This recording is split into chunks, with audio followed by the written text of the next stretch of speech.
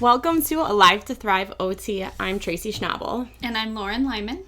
And as you know, we're two occupational therapists that noticed a gap in the healthcare system. We noticed primarily in mental health and nutrition we're missing, and we wanted to create this channel to give you free education about how to help yourself with your healthcare. However, we do have a disclaimer. We are asking you to consult with your direct medical providers for any specific medical concerns, and we don't give any warranties or representations from the information we provide. It's for informational purposes only. If you have an emergency, please call 911 immediately. And with that, and without further ado, turn it over to Lauren. Okay, so today we are just giving you 8 different things that you could be doing wrong with your workouts. So, are your workouts harming you? Maybe they are. Maybe there are some things that you were taught to be tough and do this and do that, and maybe they're actually things that could be harming your body and causing you maybe injury or back pain or the inability to continue participating in your workouts, or even making you sick because your body's not able to recover from your workouts. So we wanted to go through these 8 different things that are common mistakes that people make during their workouts, and hopefully we can help you with some of these. So the first one is no pain, no gain. I hate that expression, and it's one that, especially for men, is very popular and very well followed.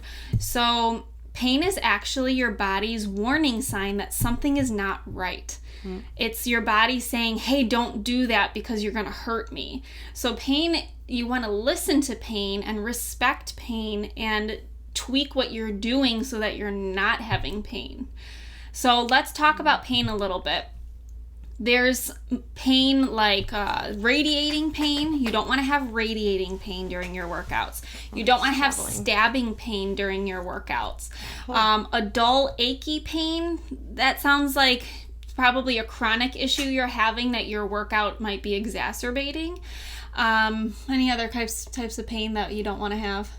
I can't think of any other types of pain that you don't want to have, but I just wanted to make a comment that, the no pain, no gain thing also, it might be, if you haven't worked out in a while, a little bit hard to do some things. So hard is different than painful. Yes. So I see a lot of people also give up when I, as a therapist, was giving them exercises and they never worked out. It's okay, like, to kind of push yourself, just to, like, recognize those symptoms as being a way to back off. But you have to kind of mediate that with not like putting yourself through anything at all. Right. So as OTs, we call it the just right challenge. Yeah. So you want it to be hard. I mean, if it's easy, it's not really doing anything for you, right? So you want it to be challenging, but you don't want to have those, different types of pain that I was talking about. Now, it is important to note that there's a difference between pain and muscle soreness. If you're sore, it's okay to work through that. But if you start cramping up or that soreness becomes shooting pain or anything like that, then that's your body saying, okay, look, I need a rest. So I need you to respect that or we're going to get hurt. You don't want to strain muscles or have stress fractures or anything like that. So that's my number one. No pain, no gain is a terrible expression. Never use it. Listen to your body and respect your pain is what you want to do instead. Okay. Number 2 is only working one side of that muscle coupling. So every agonist has an antagonist. So your bicep bends your elbow and your triceps extend your elbow. They're opposite muscles. You don't want to work out only one side. You want to do both. So if you're working your back, you want to work your chest. If you're working your biceps, you want to work your triceps. Your quads, you want to work your hamstrings. You want everything to be even so that, you don't want to have a big bulky muscle on one side and not the other, right? But also you want to make sure that they're the appropriate lengths. As you work out certain muscles, they might get tighter, and then it may be hard for you to extend your arm if you're not really working out those triceps. You just want to have balance, and that makes sense, right? So keep everything balanced. Make sure you're working out all the different muscles. Which brings us to number 3, when you only work your mobilizers and not your stabilizers. So what does that mean? Your mobilizer, my deltoid is raising my arm up in the air. That's the mobilizer. I should use this arm. right? That's the mobilizer right here, my deltoid. But what a lot of people don't realize is there are a lot of muscles working in the background to help give you the stability to be able to lift your arm properly. So if you're not supporting those stabilizers that are making sure everything's in line and everything's happening the way it should be, and you're only working that mobilizer, you might have instability in your shoulder, which can cause an injury. And your shoulder is especially the joint that you want to be careful of, because you know your elbow and your knee, those are hinge joints. Everything's pretty well connected. Your hip is a ball and socket. It's in there. So you'd have to really, do something terrible to pull it out. Your shoulder, they call it a ball and socket, but it's really not. It's concave convex. So it's like this. And the only thing holding that bone up, your humerus up, is a bunch of muscles, tendons, and ligaments. And those are all things that can be torn. So you want to make sure that those stabilizers all around your shoulder are strong, so that when you go to work out that primary muscle, you have the stability you need to not injure yourself or not pull that shoulder out of place. Yeah, so for an OT, we used to have people strengthen the rhomboids in the back, the lower trapezius, just to help stabilize where the muscles are attaching to the shoulder blade, because if they're not working properly, then your shoulder blade is not going to sit correctly and it's not going to operate properly. Also, your serratus anterior is important. So there's a lot of muscles that are important to work out for a well-rounded workout. And you could always ask a personal trainer or a therapist, or try to do research yourself if you're really good at research. And if you want to research it yourself, look up rotator cuff strengthening exercises. That's those are great ones to work out your scapula, your shoulder blade, and great ones to stabilize your shoulder. So work out those stabilizers, everything. Again, you want to work out every muscle, keep everything even. So the next one is focusing on quantity rather than quality. So my patients always hated this because they say, how many? And I say, do as many as you can do correctly and then stop. And then work your way up to 3 sets of 15. And then once you get there, we move you on to a harder band or a harder weight or whatever.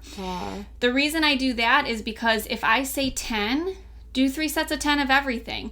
3 sets of 10 bicep curls may be pretty easy, but 3 sets of 10, this really long lever here, raising your arm all the way up to work out that deltoid, that might be really hard. So what's going to happen? After time, first start off here, right? Everything looks normal. After time, when the deltoid gets tired, this starts happening. I'm like hiking up my shoulder. I'm extending my back, which can throw my back out depending on the size weight I'm using. It's going to cause tension in my neck. It could strain a neck muscle. And not only that, but our muscles have muscle memory, and we don't like to work very hard as a species. No one does, right? We got to keep things easy. So the body says, oh, hey, the next time you go to work out, your body says, hey, when I did this last time and I hiked up my shoulder, it was easier. So then the next time, rather than this starting on number 7, it's going to start on number 1. And then you're causing all these other issues in your body, with your back, with your neck, and you're really not strengthening the muscle you want to strengthen because you're not doing it right. So learn about what you're doing, especially if you're weight training. You have the time, it's supposed to be 3 seconds up, 2 seconds down. So you have the time to sit there and think, okay, what are my cues? Is my shoulder down? Do I have good posture? Is my back straight? Okay, 1, 2, 3. 1, 2, 3. Okay, which brings me to another point. You want to make sure you're breathing correctly during these exercises, supporting your muscles through breath work. So when you're preparing for an exercise, take a big deep breath in. And when you're doing the exercise, push it out. So always push out during the hard part. Never, ever, ever hold your breath. The breath helps support, it helps oxygenate those muscles so that they work properly. And, also if you've seen people weightlifting and they're holding their breath and they're all red in the face. A hernia. I know all you power lifters are going to be like, no, you're supposed to hold your breath. But I always yell at my husband for doing that because you're really not supposed to. Maybe for powerlifting you're supposed to, but for health, you're not supposed to. So So yeah, focus on quality, good quality breath, good quality movement. Make sure you're using the correct muscles. And hey, we have all these search engines available to you with pictures. So if you're not sure, look up that muscle, say, oh, okay, this is the deltoid here. This is where I should be feeling it. And when you raise it up, if you're not feeling it in that area, you know something's up. So educate yourself. Okay, the next one is doing the same exercises all the time. So if you're only doing one type of workout all the time, your body kind of adjusts to it, gets used to it, it's not challenging anymore, kind of like what we were saying with that whole Just Right challenge. Mix it up. So after doing a couple months of something, do something else. You know, I have DVDs that I follow, and maybe I'll do like a yoga one for 60 days, and then I'll do an interval training one for 60 days. You want to mix it up, keep things interesting, keep your body challenged so that you're not kind of just falling into the same rut all the time. And then repetitive strain. So running is very popular for a lot of people, and that's okay. If you're a runner, great. But follow some tips. Repetitive strain is something where you are hurting your body repeatedly, basically. So think of running on concrete. Every time your foot hits that concrete, that it's straining your body. It's straining your knee, especially. So if you can if you live by a beach, run on the sand, or run in the grass next to the sidewalk, or run on a bike trail instead of the concrete. Try to lessen up the strain. So even if you are doing workouts that are repetitive, which isn't always bad, make sure the strain part you're minimizing as much as possible. So an extreme example of this would be running marathons, right? It's a great achievement, and like I'm proud of people who do it. That's awesome for you, but it is very, very, very hard on your body, and it causes repetitive strain injuries. So you want to make sure you're protecting your body and you're doing other things that help your body heal, which we'll talk about.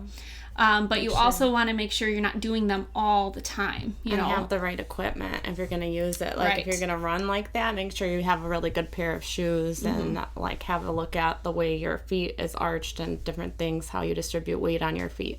Invest in whatever it is that you're doing. Right. To at least give your body like some kind of buffer and not just push through it. Right. Okay, and the next one is using poor body mechanics. We see this a lot, especially as therapists. So when you're doing any exercise, you should be working your transverse abdominis, which is the muscle that wraps around your entire core, front and back, which means you should be standing up straight. You should be pushing your ribs down and your pelvis in. So think of it as, you know, you're trying to get your ribs. Let me stand up. You're trying to get your ribs down as close to your pelvis as you can, and then you're trying to get those hip bones together. So if you think of those two motions, you have pretty good control over your body. So even if you don't know how to use a muscle correctly, if you know the movement, you'll get there.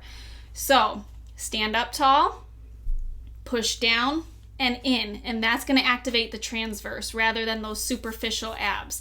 Yes, we want the six-pack, but we want to make sure what's underneath is supporting us, because those supporting muscles are what holds our entire posture, our entire body together. So we need to make sure those are working properly so we don't get hernias and we don't have back pain and our spine doesn't start to fuse and all of these other problems that result. So I used to tell people too, like a nice way is to make sure your ears are over your shoulders when you're doing things, because a lot of people have a kyphotic type posture, like when they're doing work at home or working out. And so that's going to pop the discs out of place and then later cause a lot of pain in that radiation that you feel. So you really just want to make sure that your ears are over the shoulder. Your head is about 10 pounds. So every inch you move forward is adding like 10 more pounds. So if you're 3 inches out of alignment, that's like 30 pounds to those small muscles in your neck that are supporting everything. Right. So just think about it. If your spine is straight, right? If your head's back and your spine is straight, the weight is pushing down on the spine. But if your head is forward, then the weight is pushing. So my weight is like, so if my neck is forward like this, the weight is pushing down this way, like this, and then I have to lift my head up to see. So do you see the position of my neck here versus here? So you want to make sure everything is straight. So go in front of a mirror, look at yourself from the front, then turn, look at yourself from the side, make sure everything's in line, and then make sure you're using those core muscles, and you'll be okay. And don't overdo it, like we said. So if you do have pain, that's your body saying, I don't think you did this right. Try again. Try it a different way. Okay, so the last one is not allowing for recovery. So exercise is very good for us, but it does cause oxidative stress on the body. It's like one of those necessary evils. Well, we need it to be healthy, but it takes us down a couple notches. So what do we have to do? We have to drink plenty of water. We have to eat a well-balanced, healthy, whole food nutrition diet, because fruits and vegetables help to restore your DNA, reduce that oxidative stress, and support your muscles. So you want to make sure you're allowing for hydration, nutrition, and a little bit of relaxation. So you don't want to be constant. If you're one of those people that works out really hard, give it a little bit of a rest. And that's not saying sit on the couch and do nothing the next day. Let's say you were doing some heavy lifting and you were doing some squats. The next day, maybe go for a jog. So it's called active recovery. You're still using those muscles, but you're not putting the same amount of strain you were on them the day before. Cumulatively, yeah. Right. So especially for weightlifters, it's really great to mix it up with, it's important to mix it up with cardio, but it's also good for recovery to do something active so that you're not getting tight. So if you have issues where you're getting Charlie horses at night, is drink water, nutrition, and active recovery, right? Those are things that are essential for recovery to prepare you for your next workout. Because you're literally breaking down a lot of muscles and rebuilding. So if you don't have the proper nutrition to be able to build that, then you're just going to have like an imbalance in the body, and your body is going to be sore. Yeah. And there's going to be a lot of lactic acid in your body. So that's why it's important to drink a lot of water and to like flush that out and to rebuild with, you know, the protein shakes that are healthy nutrition, like she was saying. There was one other thing that I was thinking, but I totally lost the thought. So while she's thinking, I will mention fruits and vegetables are very important. Like I said, you want to get at least 8 to 13 servings in. And for people who are athletes, you really want to double that. So that's what it was. More, closer to, okay, great. Closer to 20 servings of fruits and vegetables every day. A serving is, half a cup of cooked or a cup of raw. So that's a lot. And you want to have a variety. So if you are having trouble in this area, we do offer a whole food nutritional supplement. We take it, we love it, we share it with other people. If you want to learn more about it, it has been scientifically proven in double-blind placebo studies on humans that it helps with recovery from exercising. It helps reduce burnout over time, over the course of a season if you're, in a sport. So it's a really great product. It helps with exercise, and it gives me more energy during my exercises. So I'm not like dreading working out. I'm like, I feel good, and I feel like I can actually get through this workout. So it's been great for us. So if you want to give it a try, just shoot us an email at alive2thriveot@gmail.com. And that's it for today. Yeah. So, as usual, we're wishing you physical, spiritual, and emotional well-being. And please, if you could like our video, share our video with other people so that they're not hurting their bodies. Subscribe to our channel. Sign up for alerts so that you are notified when we post our videos every Tuesday. And if you have any questions, email us at alive2thriveot@gmail.com. If you want to learn about the nutritional product, if you're looking for someone to help you, a life coach to help you detoxify your life, if you're looking for an evaluation for your home to make sure your home isn't filled with toxins, these are all things that are going to help boost your health. And check us out on Facebook at www.facebook.com/Lauren and Tracy. So thank you, everyone. Thanks for joining us, and we'll see you next time. See you next time, guys.